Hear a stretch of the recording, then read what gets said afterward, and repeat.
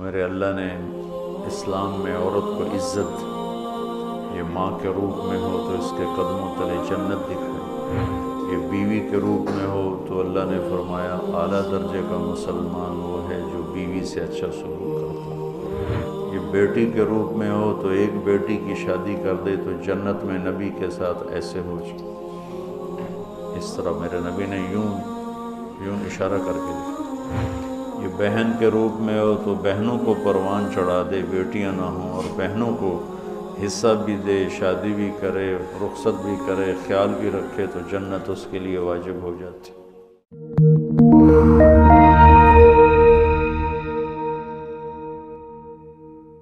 برداشت کرنا سیکھو گے، یاد رکھو میرے بچوں، اگر آپ صبر سیکھ گئے تو کوئی آپ کو پکڑ نہیں سکے گا۔ یہ جو ریسنگ گاڑیاں ہوتی ہیں نا، فراری اور مختلف ان کے نام ہیں، مشہور فراری ہے، اٹلی میں بنتی ہے، لیمبرگینی، یہ دونوں بنتی ہیں وہاں اٹلی میں، اور اس میں جو آدمی جا رہا ہو اس کے لیے سپیڈ لیمٹ کی قید کوئی نہیں، ورنہ سب گاڑیوں پہ 120 کلومیٹر پر کے اوپر جائیں گے تو جرمانہ ہوگا، لیکن جو آدمی لیمبرگینی میں جا رہا ہے یا فراری میں جا رہا ہے اس کے لیے کوئی جرمانہ نہیں، چونکہ وہ یوں کرو تو 1 سیکنڈ میں وہ 120 پہ چلی جاتی، صرف اتنا کرنے سے شوں ایسے جاتی ہیں۔ تو میں آپ کو ایک لیمبرگینی دینا چاہتا ہوں، فراری 8 کروڑ کی ہے، فراری 8 کروڑ کی گاڑی ہے فراری۔ کئی دفعہ وہاں جب جاتا ہوں تو کوئی نہ کوئی بٹھا دیتا ہے، یہ آپ کو ذرا سیر کرائیں، وہ ہمارے کو تو شوق کی کوئی چیز ہے نہیں، وہ نوجوانوں کے شوق کی چیز ہے۔ تو 8 کروڑ کی گاڑی ہے، میں مفت آپ کو دے رہا ہوں، وہ ہے صبر۔ آخرت کے سفر میں اگر تیز چلنا چاہتے ہو، سب سے آگے نکلنا چاہتے ہو تو صبر کی فراری پہ سوار ہو جاؤ، تمہیں کوئی پکڑ نہیں سکے گا، تمہارے کوئی قریب بھی نہیں آ سکے گا، کہ دنیا میں صبر کرنے والوں کا قحط آ گیا ہے۔ بڑے بڑے علماء ہیں اخلاق سے خالی، بڑے بڑے علماء ہیں صبر جانتے ہی نہیں، اور پورا معاشرہ سر علماء، تم کل کے علماء ہو اس لیے علماء کی بات کر رہا ہوں، ورنہ پورا معاشرہ میرے بچوں صبر سے خالی ہے۔ تم سیکھو۔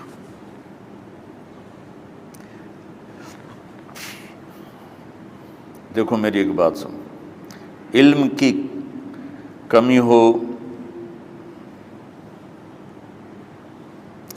تو اچھے اخلاق اس کو چھپا دیتے ہیں،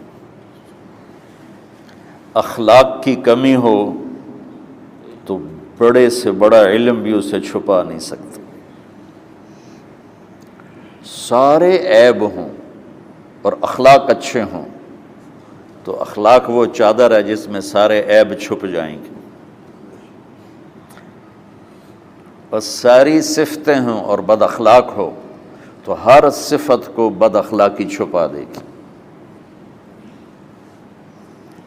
میرے نبی نے نماز لمبی پڑھی، اللہ نے روک دیا، کہا نہیں چاہیے، ما انزلنا علیک القرآن لتشقی، مختصر نماز پڑھیں، درمیانی نماز پڑھیں۔ پیسہ سارا خرچ کر دے، اللہ نے روک دیا، ولا تبسطها کل البسط، میرے نبی سارا خرچ نہ کرو، کچھ بچا کے بھی رکھو۔ تبلیغ میں اپنی جان کھپائی، اللہ نے اس سے بھی روک دیا، فلا تذهب نفسک علیہم حسرات، تبلیغ کرو خود نہ مر جاؤ۔ تبلیغ کتنا بڑا عمل ہے، اللہ نے کہا اعتدال سے۔ نماز کتنا بڑا عمل ہے، اللہ نے کہا درمیانہ ہاتھ رکھو۔ مال خرچ کرنا کتنا بڑا عمل ہے، اللہ نے کہا درمیانہ ہاتھ رکھو۔ جب میرے نبی میں نے اخلاق میں بلند پرواز دکھائی تو اللہ نے کہا شاباش انک لعلی خلق عظیم، میرا نبی میں آپ کو شاباش دیتا ہوں، آپ کے اخلاق بڑے عالی شان ہیں۔ یہ نہیں کہا کہ اتنے بھی ذرا تھوڑا اکھ بھی کھائی کر کوئی کوڑا ہویا کر. تو تم مولوی بڑے غصیلے ہوتے ہو. تم میرے بچے بیٹھو نا، اس لیے بات کر رہا ہوں. صبر نام کی شے ہی نہیں ہوتی. فقہ پڑھنا تو ہماری مت ماری جاتی. قرآن کو بھی فقہ کے انداز میں پڑھتے ہیں، حدیث کو بھی فقہ کے انداز میں پڑھتے ہیں. بخاری سے زیادہ امام بخاری پڑھاتے ہیں. ترجمۃ الباب پہ اتنا وقت لگا دیتے ہیں کہ حدیث جو اصل چیز ہے اس کی طرف توجہ نہیں جاتی. امام بخاری کی کتاب کا مقدمہ کوئی نہیں، تو اس پر جب بخاری شروع ہوتی ہے تو ہفتہ اس پہ سبق چلتا ہے کہ امام بخاری نے مقدمہ کیوں نہیں لکھا. جی میں سارے مل کے یعنی امام صاحب نے تو گلاں کیتی جاندی. میں اس کا اتنا آسان 1 منٹ میں اس سارے سبق کو ختم کر دیتا ہوں بخاری شریف کے، کہ دیکھو بھائی امام صاحب کا دل نہیں کیا مقدمہ لکھنے کو، اس لیے انہوں نے نہیں لکھا. گل مک. ایک حدیث کے عنوان اور حدیث میں جوڑ نہیں تھا، تو شیخ رمزی بہت بڑے فاضل آدمی ہمارے فیصل آباد، میں نے کہا شیخ یہ جوڑ کوئی نہیں. کہ شیخ ھذا من اصعب ابواب البخاری، یہ بخاری شریف کے مشکل ترین ابواب میں سے. میں نے کہا بڑا آسان کام ہے، امام بخاری بھول گئے، ترجمہ کوئی اور تھا، حدیث کوئی اور لکھ دی، بھول گئے. بشر ہی تو ہیں، کیوں بچوں نے مصیبت وچ پان دیا. تو بچوں شوق سے جاؤ، بہانے نہ کرو. ہماری ذرا تھوک ڈال کے پیٹ میں درد، وہ شامہ پہ جان گیا پھر توڑیاں. ٹھیک ہے نا، میں زیادہ بول نہیں سکتا ہوں، ضروری سمجھ کے آیا تھا کہ تم خوشی سے جاؤ.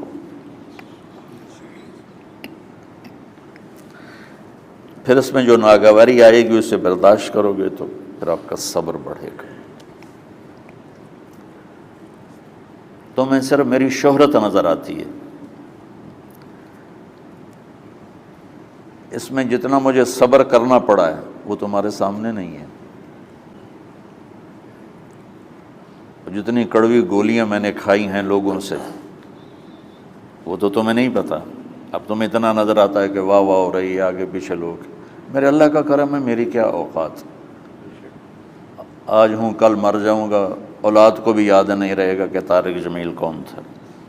جو ہے اس میرے رب کا کرم ہے. مجھے اپنی شہرت سے کبھی دھوکہ نہیں لگا. تو میرے بچوں اس لیے بتا رہا ہوں، کوئی فخر نہیں، کہ مجھے اپنی شہرت سے کوئی دھوکہ نہیں. ایک لمحے کے لیے بھی مجھے دھوکہ نہیں. میرے دل کی گہرائیوں میں یہ بات اتری کہ سب میرے اللہ کا فضل ہے.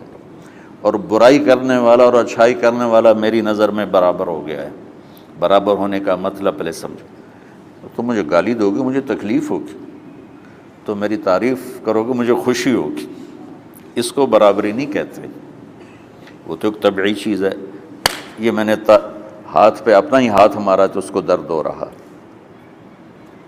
تو اگر میں مولوی شوکت صاحب سے بدتمیزی سے بات کروں گا تو ان کو تکلیف ہوگی، اور میں ان کی قربانیاں بیان کروں گا. یہ ذرا کھڑے ہونا، ادھر ہاتھ دو. یہ اس سارے نقشے کے بانی ہیں. یہ پہلی اینٹ ہے. یہ 3000 روپے اس وقت لے رہے تھے 1985 میں 86 میں کراچی.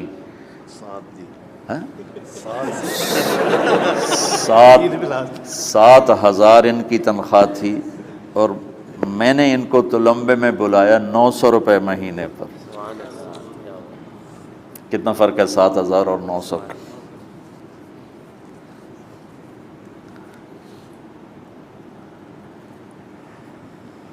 لوگ میری تعریف کرتے ہیں، میں اللہ کا شکر ادا کرتا ہوں، اور اس پہ میں تکبر میں نہیں آتا. یہ ہے مدح اور ذم برابر ہو جائے، یعنی تعریف کرنا اور برائی کرنا برابر ہو جانے کا مطلب یہ نہیں ہے کہ برائی کرنا سن کے اثر نہیں ہوتا اور تعریف سن کے اثر نہیں ہوتا، نہیں، برابر ہونے کا مطلب بتا رہا ہوں، اس کی توفیق، تائید، رحمت اپنی اولاد کو بتا رہا ہوں۔ کوئی میری تعریف کرتا ہے، میں اللہ کا شکر ادا کرتا ہوں اور اپنے آپ کو بھولتا نہیں ہوں۔ کوئی میری برائی کرتا ہے تو میرے دل میں اس کے لیے کوئی منفی جذبہ نہیں پیدا ہوتا۔ یہ ہے اچھائی برائی کو برابر کر دینا۔ کہ میرے اوپر مختلف الزام لگتے ہیں تو میں ان کو پی جاتا ہوں اور اس طرح کا معاملہ کرنے والوں سے اپنے دل کو بالکل صاف رکھتا ہوں، بالکل صاف، اور میرا ان سے معاملہ اسی طرح ہوتا ہے جیسے پھر آؤ جی، اپنی وجہ سے کبھی کسی سے قطع تعلق نہیں کرتا۔ تو بچوں، صبر بہت بڑی دولت،